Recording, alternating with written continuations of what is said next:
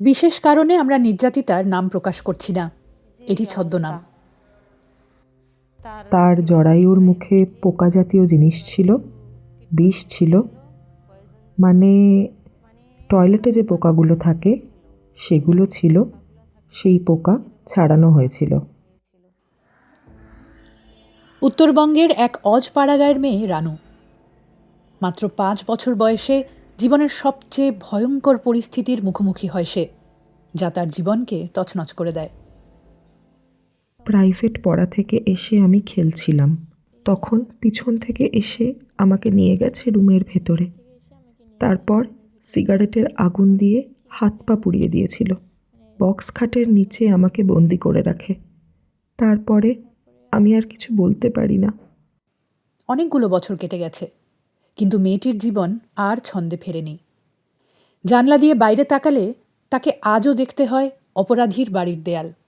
ফিরে আসে সেই ভয়ঙ্কর স্মৃতি। আমার গা জ্বলে এসব দেখলে। বিশ্বাস তো হয়ই না, কোনো পুরুষকে বিশ্বাস করতে নাই। স্কুল, পড়ালেখা, বন্ধু, হাসি ঠাট্টা এসবের কোনো স্থান নেই 15 বছরের এই কিশোরীর জীবনে। অসহনীয় অত্যাচারের বোঝা আজও বয়ে বেড়াচ্ছে তার মন ও শরীর।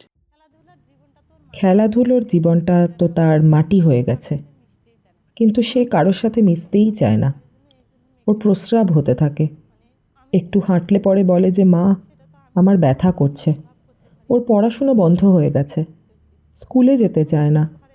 বলে যে মা, স্কুলে সবাই তাকিয়ে থাকে আমার দিকে, আমার ভালো লাগে না। দীর্ঘ 5 বছরের বেশি সময় পর এই মামলায় আসামির যাবজ্জীবন কারাদণ্ড হয়, কিন্তু সে পথ সহজ ছিল না।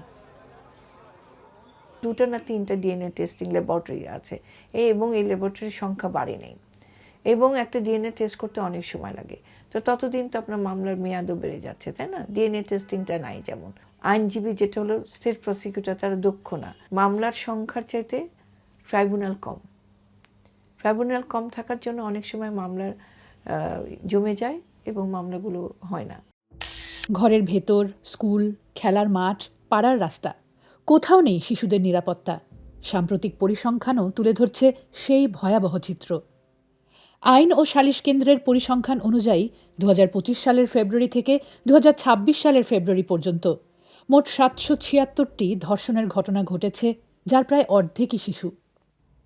কেবল নারী শিশুরাই যে ধর্ষণের শিকার তা নয়, ছেলে শিশুরাও ধর্ষণের শিকার হয়েছে।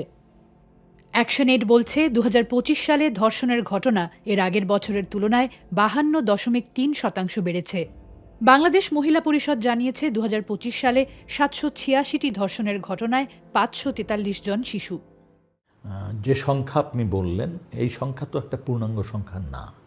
এটা সেই সংখ্যা যে সংখ্যাটা পত্রপত্রিকায় খবর হিসেবে এসছে। এর বাইরে অসংখ্য ঘটনা বাংলাদেশে ঘটছে, যেটি পত্রিকায়ও আসে না, বা মামলাও হয় না, বা কারোর নজরেও আসে না।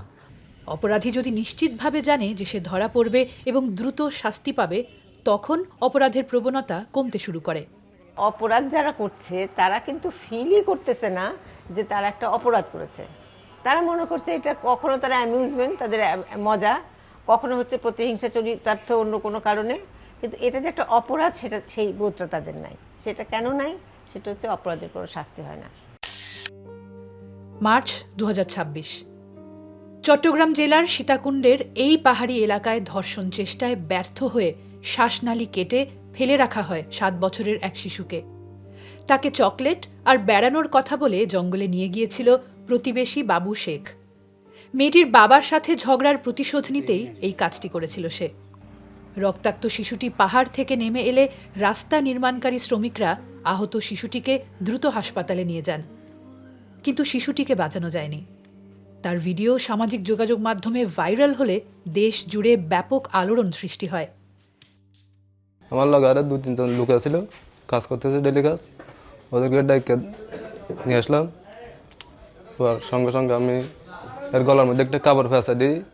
আমাদের বালুর ট্রাক গেছিল উপরে, বালুর ট্রাকে করে নিচে ভাড়া দিয়েছি। অতটুকুই বলার চেষ্টা করেছিল, তো বলতে পারেনি, কারণ এর মুখ থেকে কথা বাড়াই না। কথা বলতে চাইলে আর গলা থেকে মানে একটু হাওয়া বাইরে যায়। শিশুটি নেই, কিন্তু থেমে নেই পরিবারের আহাজারি।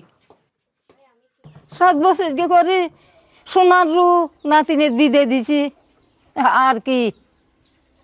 মানে আমার মেয়েটা বহুত প্রচণ্ড কষ্ট পেয়েছে, খুব কষ্ট করে আমার মেয়েটা দুনিয়ার থেকে চলে গেছে বিদায় করে।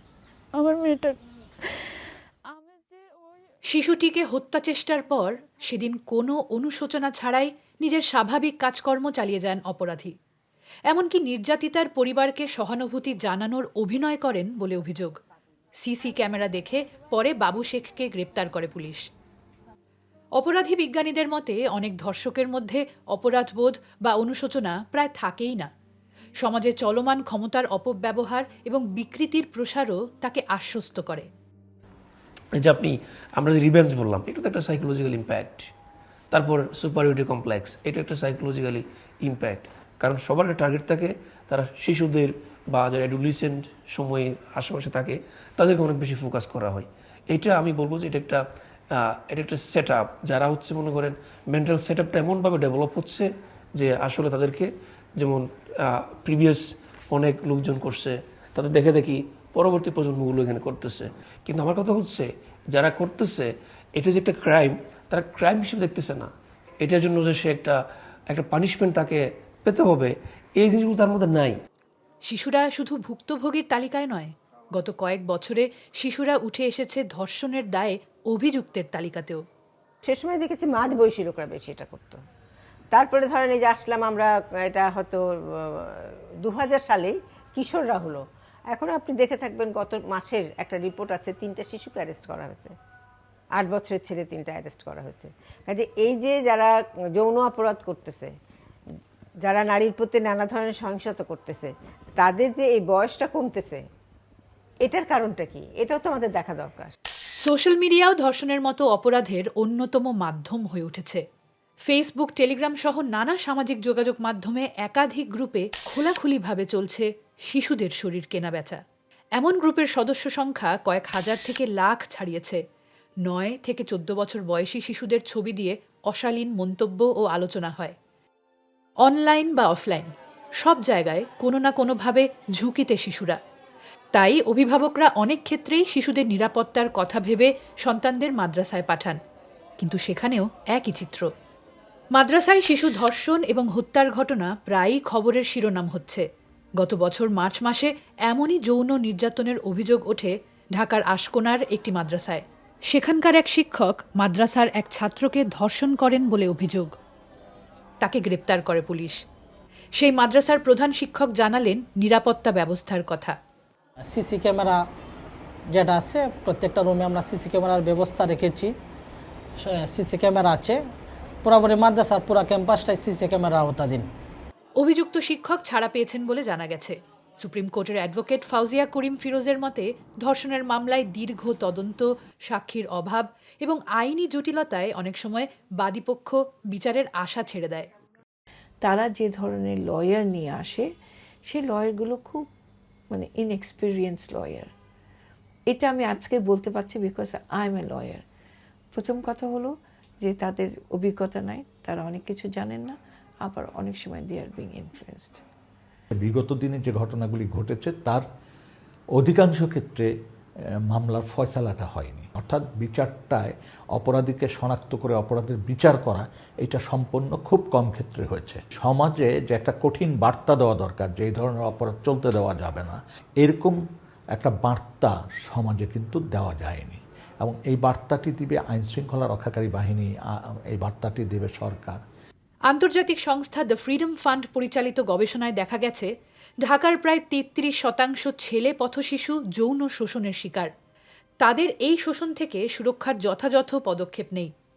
বিশ্লেষকরা বলছেন এসব তথ্য উপাত্ত থেকে এটা স্পষ্ট যে বাংলাদেশে ধর্ষণ আর কেবল অপরাধ নয়, ধীরে ধীরে রাষ্ট্রীয় ও সামাজিক সংকটে পরিণত হয়েছে।